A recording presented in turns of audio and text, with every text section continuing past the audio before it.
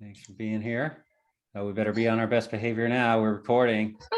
We got a good group. I'm going to kick it off with my slides right at noon, and those can run while people filter in, which is testament to the overall importance of what I have to say. Hopefully not. Now, Marty. Just a good way to do it.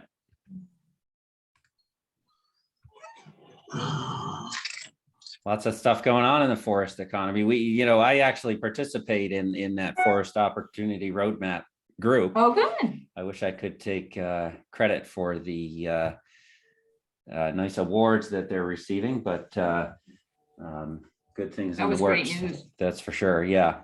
Yeah, that was terrific news. And it's just the first step to a larger award. Much, much larger award. I mean, significant award. Oh, yeah. Yeah. Would be a game changer. Yeah. I agree. Hi, Julia. Thanks for coming. All right. I will kick things off. Ivan's on the call. Ivan's here. Welcome, Ivan. Oh, Ivan Fernandez. Yeah, we got all the heavy hitters on this call. This is great. So hi, I'm Marty Groman. I have the honor and pleasure serving as executive director of E2 Tech. I'll give a little bit of an intro here. And you know us, E2 Tech, we've really been growing. We've got we're in a great sector and a great time. And I think people are valuing what we do and the offerings that we have. And most people here are members, but if you're not, please consider joining. We seek to advance the clean tech sector in Maine as a convener and a connector. People joke that I'm the connector in chief, but I will say, and Cindy, you'll appreciate this. I just came from a Maine Center for Entrepreneurs group, and a member told me that they met an investor at an E2 Tech event that has become their largest investor. So that's a good thing. Stop it. Stop it. Hold on here. And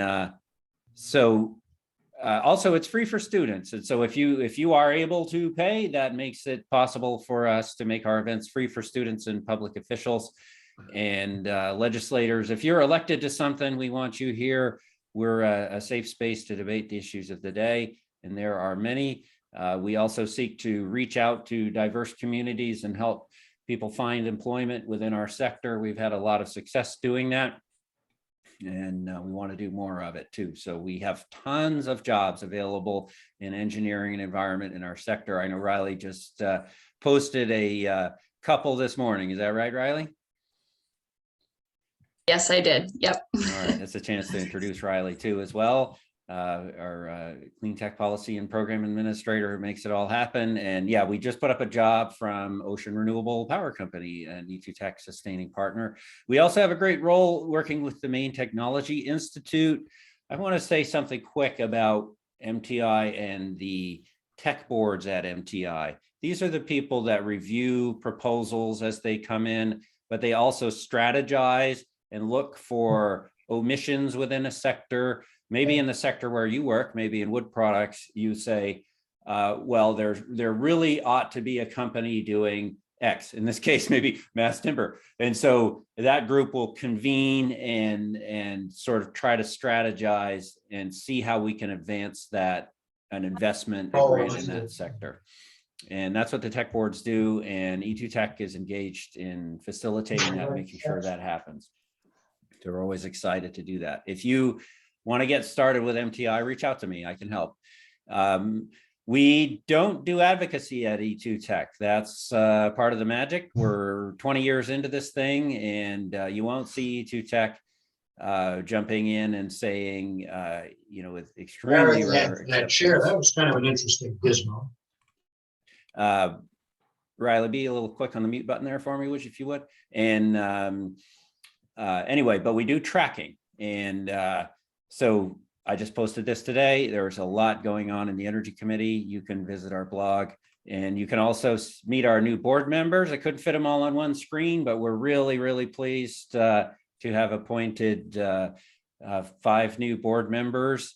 And please do look at the E2 Tech blog to see who those people are.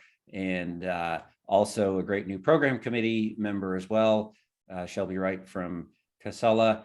Shelby will be helping us with our legislative preview event that is in the works, so watch for info there. None of this would be possible without our sustaining champion, Burns and Mac, our sustaining leaders, Bernstein Sure, Power Market, and SMRT. Thank you, Ellen. Power Market is community solar company, Bernstein Sure, of course, notable law firm. And I always love to linger on this slide where none of this happens without our sustaining stewards. These are people who step up at $1,000 level a year to advance this small nonprofit's mission. And all year long, TRC and VHB sponsors all of our events together with Maine Biz. If you don't get Maine Biz, you can get it for free as an E2 Tech member. Let us know if you'd like us to make that happen.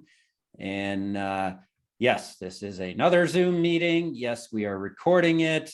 Yes, you may speak at any time, and I think Ellen's going to encourage that. You can also just ask questions through the Q&A panel if you're not feeling like you want to come on camera on the screen. But the whole point of this thing here is to, remember when we used to have a hallway conversation after an E2 Tech event, or God forbid, during an E2 Tech event, and dig into something that was really top of mind and maybe have that chance collision or discussion that leads to something big. Now we're, that's our chance to do that now.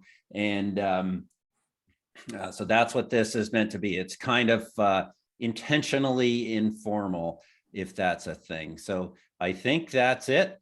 Yes, you'll get the recording and the slides afterwards. And Ellen, I'm passing things over to you, and I'll be in the background sort of facilitating and helping out. And I will leave you with this final warning. After Ellen's sort of formal presentation is done, I'm going to ask you to turn your camera on for my famous smiling screenshot. So then we'll ask you to do that after the slides. And that is also, I find that asking you to smile is a great way to get you to start engaging in the discussion too. So thanks, Ellen, and looking forward to your presentation. Well, thank you, Marty, and thank you all for joining. I've been looking forward to this. I can't think of a topic I get more excited about than how to build smarter and really where wood fits in. So thank you all for joining. And really, to Marty's point, I would welcome all along the way comments, raise your hand or just jump in. But I really do hope that this can be a dialogue today. So I am speaking to you as an architect and really an advocate. And for the last 35 years, I have been with SMRT Architecture Engineering firm, really serving the Northeast. But in recent years, my role in the firm has moved to one of advocacy and involvement in statewide initiatives. I serve on the Maine Board of Visitors, where my eyes have been open to the just incredible research going on there. Anytime I can, sing the praises and connect to that research is all to the good. I was part of the Maine Climate Council working group on buildings, infrastructure, and housing. And actually, for those of you who were on that working group with me, some of this content you may be familiar with, because much of this work came out of a presentation I did for the Maine Climate Council working group on embodied carbon. And that started this path towards really trying to bring to light that strand of carbon impact. So again, this may be familiar to you. And then I also am part of Maine & Company, which I saw Ashley, welcome, is working hard to bring, grow our economy and bring in investors to Maine who want to contribute to growing the economy. So all good stuff. And then just 2 seconds on SMRT, but our niche is large, complex, high-performing projects, and how we can, through the work we do, make the world a better place, how we can build smarter and build better and really advance in industry. And I'm pleased that the emergence of wood and mass timber is probably one of the biggest opportunities in my career to move the needle on the carbon footprint. So I can't imagine a better time to be practicing architecture, because I really think we are able to make a difference in terms of the climate. So as always, I just want to outline for you what we're about today. And again, really looking forward to a dialogue, certainly at the end, but along the way, if you have questions, please stop me. So, we're going to be talking about building smarter. And I just want to set the table with kind of what are the issues and how is wood part of the answer? And then really turn it to how are we? And I think there's some interested parties here who are contributing at a very high level. So how are we going to make a difference? So any questions before I launch? Making sense? Everybody can see the slides? Take it away. It looks good. Sounds good. Okay. Exciting. Sounds good. What is good? So, setting the table. I always believe in setting the table before you eat the meal. First of all, I am not a structural engineer. I am not a forest scientist. I am not a researcher. I am speaking to you as an architect, and I'm an aggregator. I'm a reader. I'm a thinker. And pulling these strands together and understanding where the expertise is and when to go to experts. That's my job. We are going to be talking about building and carbon, and there are entities who are doing phenomenal work. I've been inspired by what the Carbon Leadership Forum is doing. And SMRT is members of Architecture 2030, which is a very big commitment to advance carbon reduction in the design work that we do. But there are enormous resources out there. And of course, my exposure to what's happening at Maine, my eyes are open sort of every day to the really high caliber research happening in this state. So we have an extraordinary opportunity locally around these topics. So it's about climate, and climate is about equity. And anyone sitting at this table, I don't think I need to go into a lot of detail, but you can't get through the day without the article about the next climate disaster. And it is the issue of our time. We're going to talk a lot about carbon, and the work of William McDonough is always inspiring to me. He always frames things so skillfully, and he's framing the carbon question in, dividing it into these three areas, which I find very helpful. Not all carbon is bad. I mean, carbon is the substance of life. So we've got fugitive carbon, which is a problem, and that's what happens when you drive your fossil burning car down the road. But we have durable carbon, carbon neutral, and we have living carbon, and we will get to this because this is what's so inspiring about wood, because wood is 50% carbon, and a living tree has taken carbon out of the CO2 out of the atmosphere. So it's to the good. So if there's carbon to the good, there's carbon to the bad, and there's carbon in the middle. But I think it helps us frame our conversation about carbon to be thinking of it in these categories. And then so much good work has happened recently in terms of carbon reduction, in terms of what we call operational carbon. So, driving an EV is reducing, carbon because we're not burning fossil fuel. Using a heat pump. I mean, there's been incredible work going on, especially in the building industry. We are really trimming down what we call operational carbon. But the piece I want to focus on today is embodied carbon. And for many of you, this may be a household term, but perhaps a definition will sort of be a good table setter for us.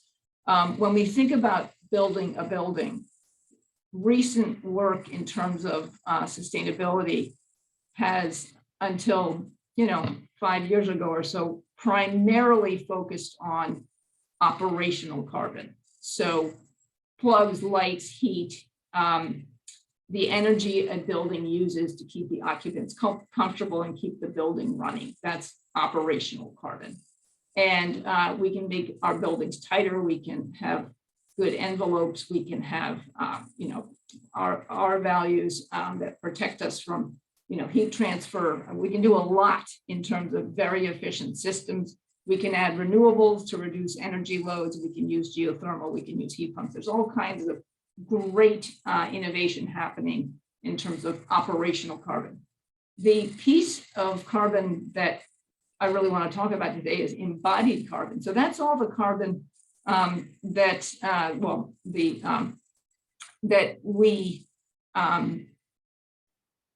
to get to a building, the carbon impacts, the CO2 produced by mining, extracting, manufacturing, transporting, and then at end of life by demolishing, shipping off to a landfill.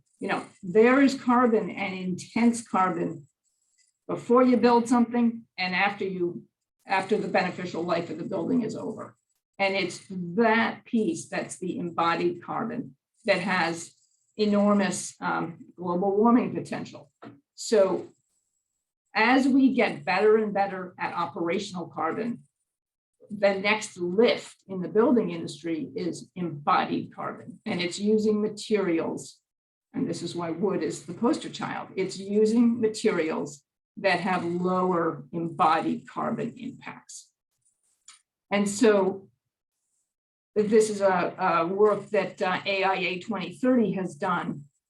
11% of our carbon problem is building materials and construction. It's not operating the building. It's what it takes to get the materials extracted, manufactured, transported, erected, and finally recycled. So it's not insignificant. And as the building operations at 20%, as that comes down, because we're getting really good at building efficiencies and using renewables and alternative energies, the building materials is a bigger wedge to focus on. So just to kind of wake us up here for a minute, the world is going to be building an incredible amount of stuff in just looking at the next 40 years. I mean, they project that it's a New York City every month. That is an enormous amount of embodied carbon. So this is where I get really excited about, can we build smarter?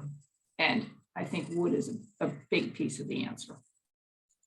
So just bring it down from the city scale to a house. Circular Ecology is an organization in the UK that's really working on kind of bringing this carbon question to sort of, an understandable level. So you construct a house in the UK and the embodied carbon in that house equals driving around the earth 10 times. So that's the house before you heat it, cool it, turn on the lights. That's just the materials in the house and getting them there.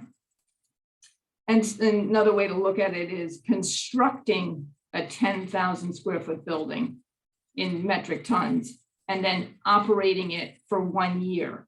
So the operation is a fraction of the actual constructing of the building in terms of carbon impact. And then, over time, what happens is, the operational costs add up.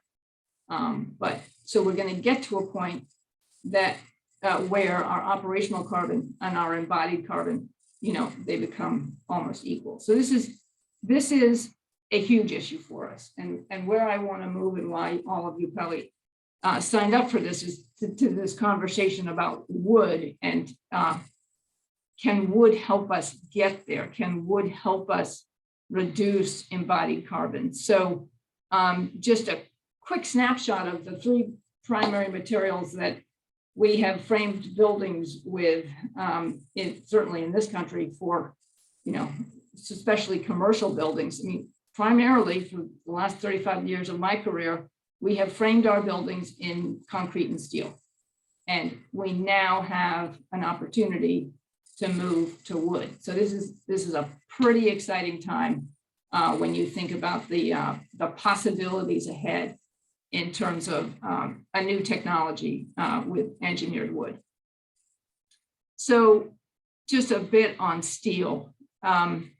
First of all, we mine steel. We take iron ore from underground. That's a carbon intensive process.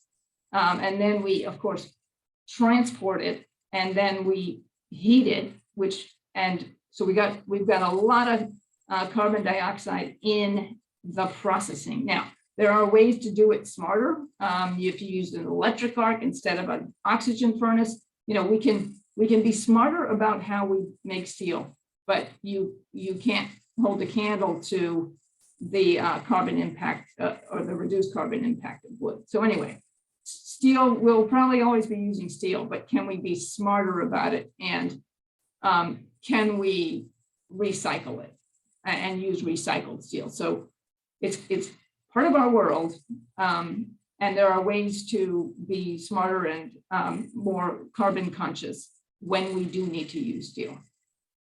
And then cement is just the real culprit. Cement, this is a statistic that just floors me, that 5% of the world CO2 emissions is due to the manufacture and use of cement, or the manufacturer. So there is a carbon reaction, a chemical reaction in actually making cement that produces CO2. So it's, the more we can offset the use of cement, the better. But also cement is the go-to product for construction around the globe. So this is a huge issue, and this is where wood has such promise. So this is, of course, where I get excited. First of all, Maine is 89% wood. So here we are sitting in the wood basket of the Northeast, and how do we advance the use of wood and use wood to offset this embodied carbon issue? And so one of the good things about wood is that wood, when it's growing, sequesters carbon. It pulls carbon dioxide out of the air, and then the manufacturing process is less intense than steel and certainly than concrete. So it's to the carbon good compared to wood and steel all the way along. And then you think about, it's less energy intensive, is less fossil fuel consumed. We don't have those process emissions. And once it's built, it stores carbon. So we have a carbon good from so many perspectives.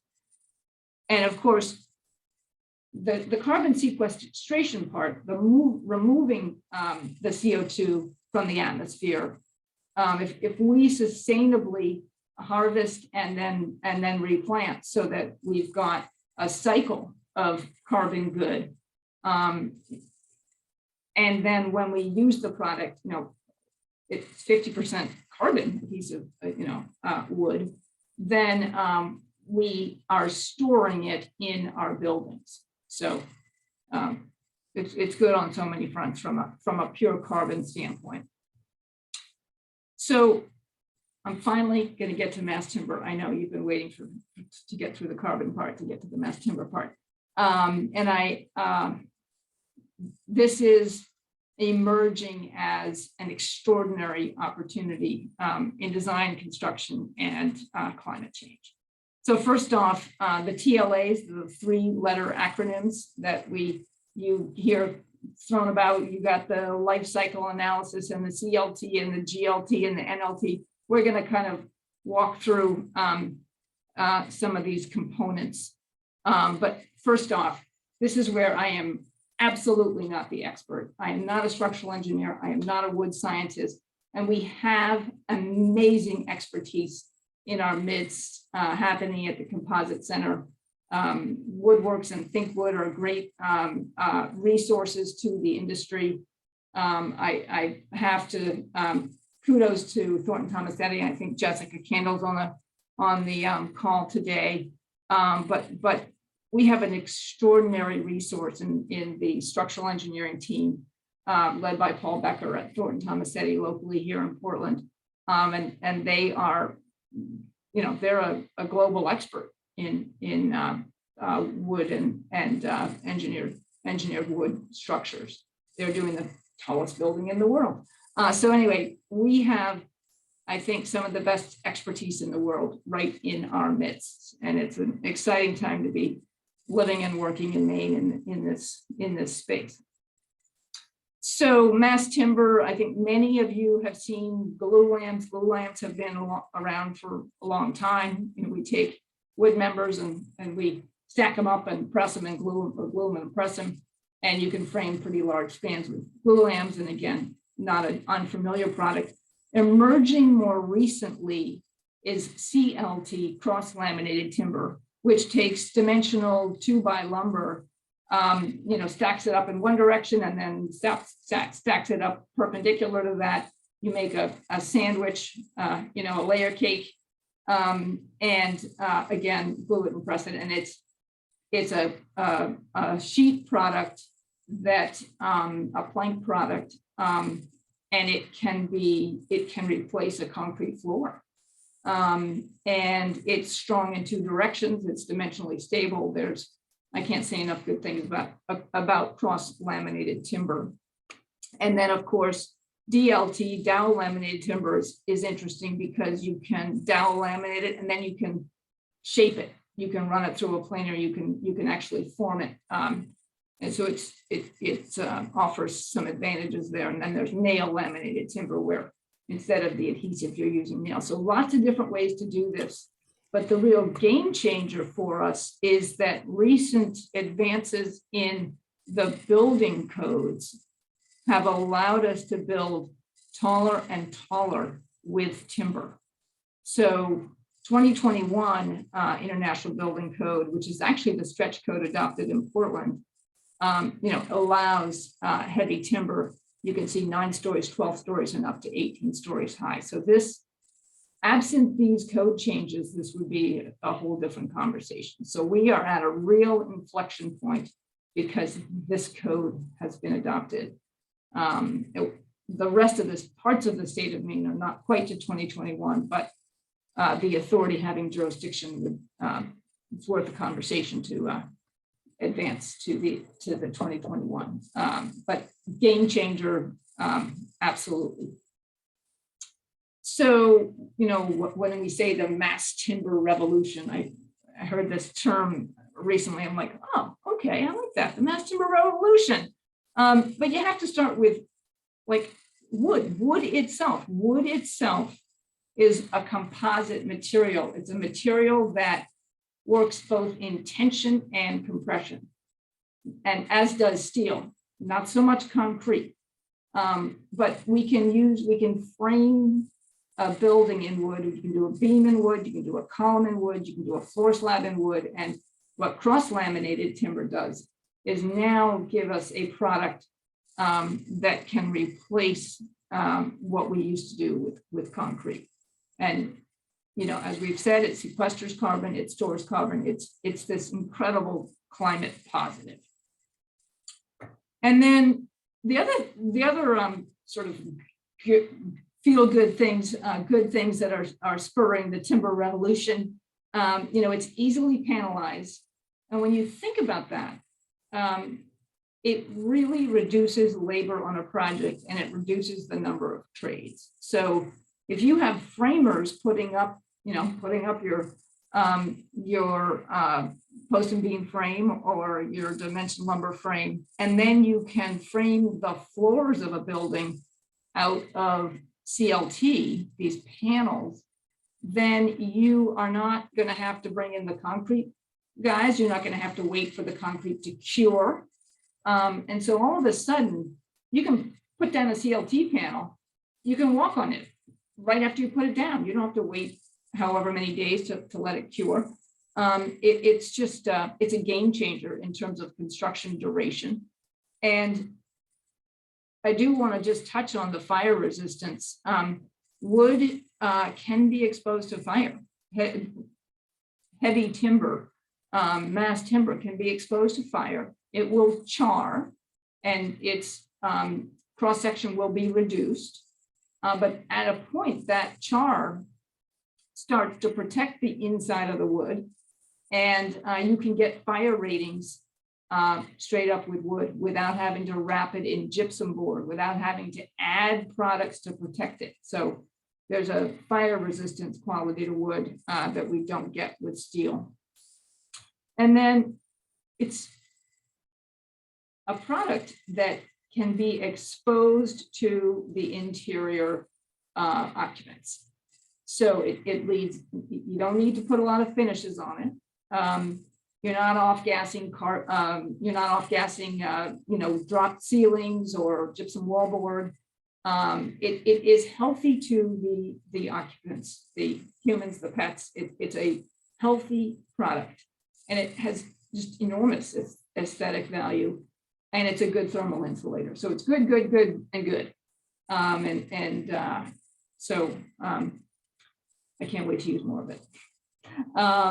And then when you see on the cover of Fast Company that wood buildings are part of the CO2 solution, I feel that when we get into the mainstream conversation, if you can say Fast Company's mainstream, it's all to the good. And I just love that we're getting to that point. So I want to talk a little bit about where we here in Maine source mass timber. And we are getting a lot of it from Montana, from Austria. So we are incurring the carbon impact of transportation. And I think this is a lift for all of us to think about is, when we have CLT available to us locally, it's going to be a game changer. So just planting that seed, and there's lots of people doing hard work to get it closer to us. So some signature projects. I can't not mention the tallest tower in the world, which Thornton Tomasetti has designed in Milwaukee, and it's, well, I think, Jessica, you can tell me it's like 25 stories high, but I mean, this is a game changer. This is framed in wood. And then just a gorgeous, this speaks to the just aesthetic wonders of wood. This is a project that Grimshaw Global has designed in Papua New Guinea, and it's just an iconic building. So, from the tallest to just iconic signature, we can do amazing things with wood. And then I'd like to take us back to Maine and to just say, we are now seeing the emergence of using engineered wood and mass timber right here. And Avesta Housing recently has used it for stair towers and elevator shafts. And actually, this is a Zachow construction project. And you will, talking to them, they'll tell you what a game changer it is. I think the transportation cost to bring these panels, in this case from Montana, was north of $40,000. But the savings in labor and the savings in construction duration offset that. So it was all to the good to bring these panels for this for the vertical shafts from Montana. Even though there was a carbon cost to that, it was from a total project construction cost to the good. And then the poster child here, and Keisha, I want to thank you for sharing this with us, but the Bowdoin has Maine's first pure mass timber commercial structure. And so we have an early adopter, and Bowdoin was kind enough to share some information about this project with us. Consigli is the constructor, and HGA is the architect, but construction is well underway. And this analysis, I think, is really, really telling. So HGA did a life cycle analysis of one bay of the building. So they looked at it in steel, and they looked at it in mass timber.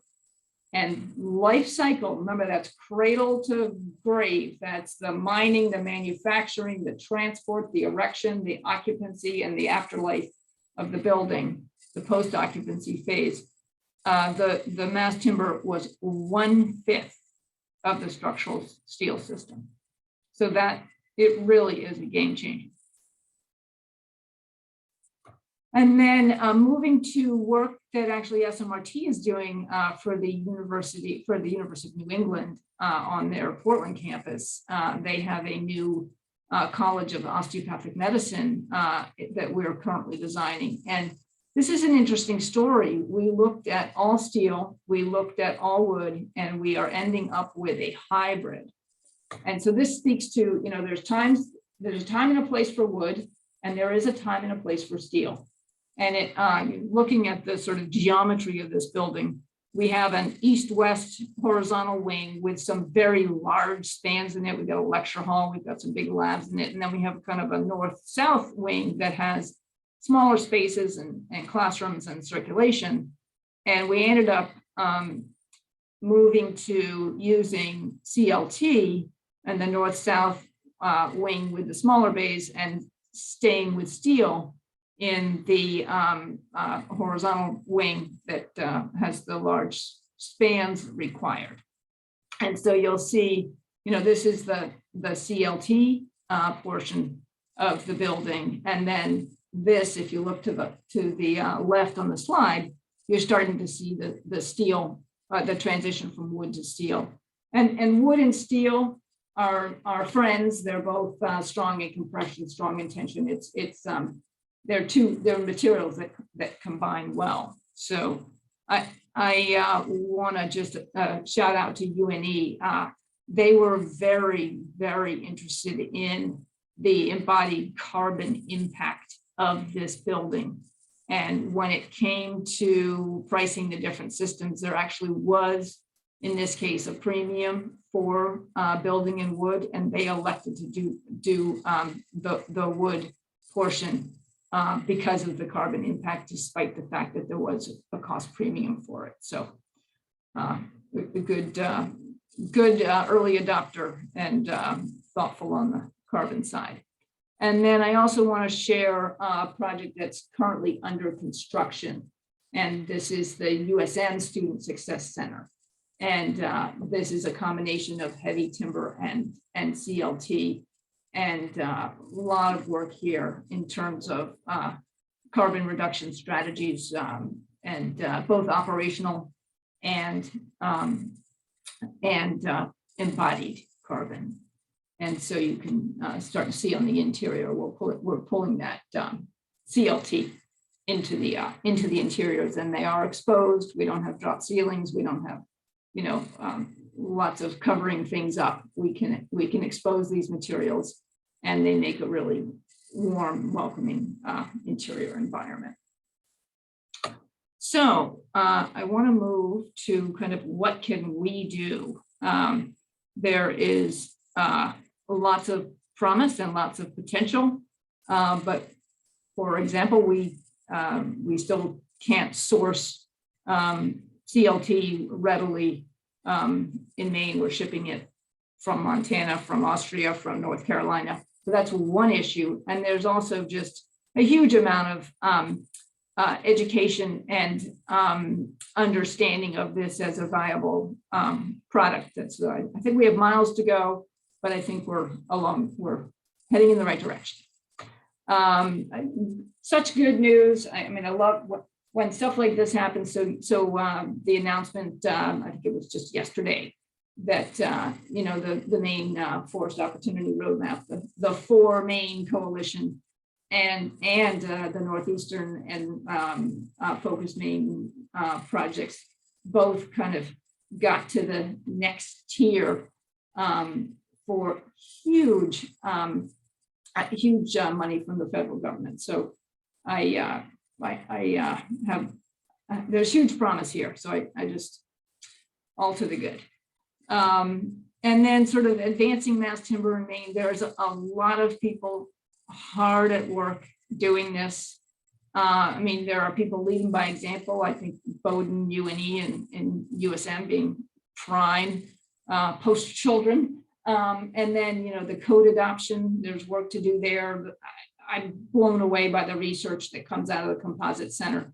It really is extraordinarily high caliber research. There's work done through that from the Maine Mass Timber Commercialization Center. How do we get this product commercialized in Maine?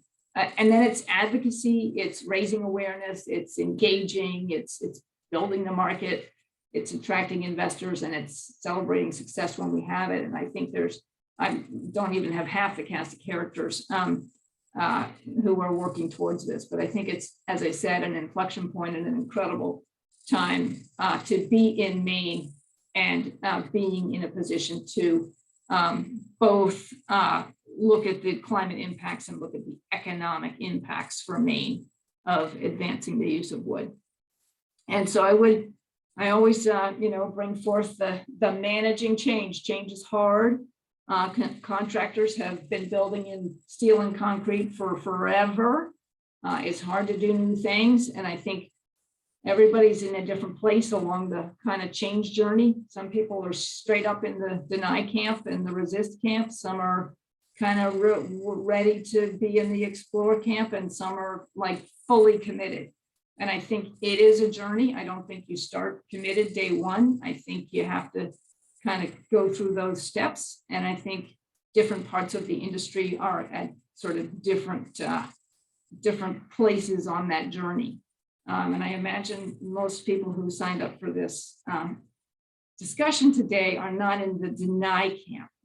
I bet many of you are in the explore and commit camp because you were interested in hearing this. But I do think all of us can spread the word. So what does it take? It takes vision, it takes leadership, it takes courage, it takes resources and incentives, it takes executive function. There's timing, there's partnerships, but I do think we can build on Maine's commitment to climate action, Maine's abundant natural resources, really the expertise we have in Maine, which is extraordinary. And I think, it takes grit and it takes hard work. So with that, I've done an awful lot of talking, and I would really love to move this to a dialogue and hearing from all of you, and a time for you to share. I'm sure I may have missed some wood stories that I'd love to feature in the next talk. And so I will take down the presentation and welcome questions. Thank you, Ellen. That was really great. And a lot of great questions coming in. So as warned, would you put your camera on for a second for me? I've got to get everybody on the same screen here. And may I have my smiling screenshot? Thanks for being part of this. I think there's going to be a lot of great questions. Okay. On three. 1, 2, 3. And I will absolutely call on you to help answer these questions. As I said, I am not the structural engineer. I am not the research entity. I am not, I think I don't want to put Ivan on the spot, but Bill Frank's question about with Maine forest resources, why is manufacturing not here? And I know, Ivan, you've been doing incredible work to try to advance manufacturing in Maine. Do you even want to help me tackle that one, or am I putting you on the spot? Well, you got the wrong guy on this end. I'm more on the forest, and Yeah. I think it's a lot of things are in motion to make that happen, but we're not there yet. I think Pat could speak to that as well as many. But Pat, you want to jump in? Sure, Pat Strouk with the Maine Forest Products Council, and Ivan's been helping us understand where we stand with all these issues. But the council is one of the founding members of the For Maine project, and we have a focus in attracting investment in Maine, and CLT is one of the biggest opportunities. So we're working Maine and Company is helping us. We are actually looking for investors from Europe to South America to throughout the US that are interested in coming to Maine and marketing the opportunity. We see the opportunity. We have the resource sustainably managed. And it's a chicken and egg kind of thing, but I think we're getting to the point where we're seeing the orders in the Northeast really start to make it viable for somebody to think about capitalizing a project up this way. Can I speak for a moment? Yeah, go ahead, Ron. Tell us about the status of your project, if you would. Yeah, so for you that don't know me, my name's Ron Rideout. My company is Derigo Building Science Engineers. I live up in the Bangor area, very close proximity to the University of Maine. I talked with them. I talked some with the Eastern Maine Development Corporation.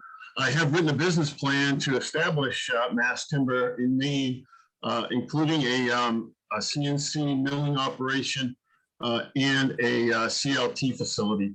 The CNC milling operation would be located at the Winniport Boatyard, mainly because I did a exhaustive search for buildings that would be of adequate size, and I did find the Winniport Boatyard as being for sale, and the investor I have, one, and there's potentially several, but a national lumber company is very interested in partnering or helping back me for the Winniport Boatyard and then continuing on with the CLT facility up at building number 11 at the former Great Northern Architects site.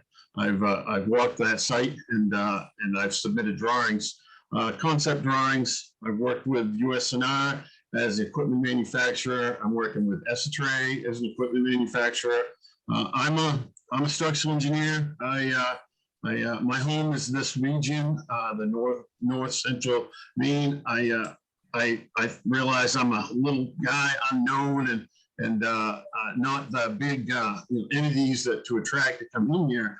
But I do have the wherewithal, the grit, the background. I have a very good background to do this, and I started by getting by interviewing with National Lumber Company to be their components engineer, and that's what I've got. I've got enough projects right now to make it go at it. So, Well, Ron, thank you very much for the work you're doing in this space. Much appreciated. I do want to move to Jose's question about the life cycle analysis. And Keisha, you were kind enough to share that life cycle analysis with me, and I was pleased to feature it. But I would have to say I would have to read it in more detail to specifically answer Jose's question. And Keisha, I don't want to put you on the spot, but I don't know if you have any more to share on that. Yeah, I don't, I did take note of it. And actually, Jose, if you want to message me your contact info, I can reach back out to the architects and ask that information. It was an excellent study because you really saw the parallel between, or the comparison between the steel and the wood. So compelling study. Thank you, Keisha. And then to Chris's comment, I would be happy to make the slides available, and Marty, I will send a deck to E2 Tech. Yeah, thank you. I asked Ron to put his contact info in the chat, and also I wanted to ask Ashley Pringle from Maine and Company, where Ellen, I know you're on the board, but just to give an overview of any business development perspectives that you have, Ashley. Certainly. Hey, everyone, I'm Ashley Pringle. And so, on a daily basis, this is something that comes up across my desk of projects that we're working on. And it's very different now than what it was pre-COVID. I will say that honestly. And, one thing I think that it's easy to forget when we're in Maine in the Northeast in America is that the pandemic hit the entire globe, right? The entire world. So a lot of the companies that are in Europe or South America, as Pat had mentioned, they got hit by this as well, but they're also looking to expand because they're saying, hey, I want to get out and I want to have access to these markets that were shut down because of the pandemic, one way or the other, right? So you're seeing the interest of growth a lot of those companies though are looking for their second or third operation to be moving to their second or third operation at this time. And they're staying kind of close. They're staying within their same continent, if you will. And for as far as the North American based ones, they are growing. I think they just haven't hit the Northeast market yet. You know, they are expanding, but these are smaller operations. I'm sure a lot of you are familiar with SmartLam, CLT manufacturer, right? Based out of, you know, Montana. Ownership took over, Canadian ownership took over, I want to say right around the start of the pandemic, but they're growing and they're expanding. It's just, they can't do 3 or 4 projects at once, right? So they're setting up their operation in Alabama, and then they'll probably look to another one. And so keeping those relationships open with those companies is critical, and making sure that we're there to answer those questions when they want to look to Maine. But that's kind of just some high level of what I'm seeing, at least in the mass timber industry right now. That's It's become part of the lexicon. I'm no longer having to explain what mass timber is to our clients. I mean, the uptake on this and the use, I mean, I do feel like the inflection point and the activities you're seeing, Ashley, are really very different than 5 years ago. You know, this is a game changer. And I do think that this, you know, the Venn diagram of sort of, you know, the climate, where we are at with the warming of the planet, and where the opportunity we have in this state, you know, the demand will increase. Well, Ellen, you even mentioned earlier the adoption of the code, right? That right. 3 or 4 Game years changer. ago, that wasn't there. When companies came in to visit, they said, well, you know, do you even allow the code here yet? And that hadn't been, you know, resolved. So the fact that we're making progress towards this, and I think it's, you know, it's all moving in the right direction, to your point. Totally agree.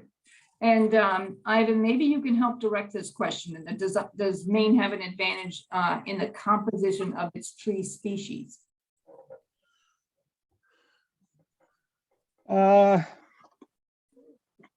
I'm not sure that it has a unique advantage, depending on what area of the world or country that you'd be talking about. I think its advantage is that we're 89% forested, and right. They're sustainably managed, and we have excess capacity for product. And so sort of all the indicators to move forward are aligned. It's a matter of taking the technology now and investing in the facility to produce the product.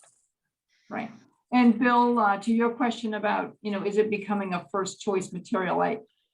I don't think we're quite there yet. I mean, I think the average commercial building in Maine, you still look to steel and concrete kind of first off, but it's not as hard to sell as it used to be. I think we're going to start seeing that the advantages in terms of, as I said, construction duration, and with a labor shortage, the labor shortage may help us drive to more use of wood, because if you can't find the tradespeople to pour your concrete and build your masonry walls, you know, the reason Avesto went to wood CLT stair towers and elevator towers is, you know, it was hard to find masons to build them out of concrete masonry units. So, you know, the offsetting cost of shipping from Montana, you know, it was a net gain. So when there's economic advantage, it will become the first choice material. And I also think there are places where wood just doesn't work. I mean, incredibly long spans. And there are places where just a non-combustible material is required. So, you know, the code has changed, but it's a code for certain building types. My expertise is in hospital construction. And, you know, we build hospitals out of non-combustible materials. So, you know, I think there's a time and a place for everything. I think the applications for wood are enormous. I think the potential to expand is enormous, and I do see the architecture, design, engineering firms really educating themselves and ready. And I think the more education and exposure we do, and the more advocacy we do, the better off we're all going to be. Oh, Keisha, you have a oh, good. Thank you, Keisha, for sharing that. Yeah, thought that might be insightful. Actually, I can put the link to the article in there.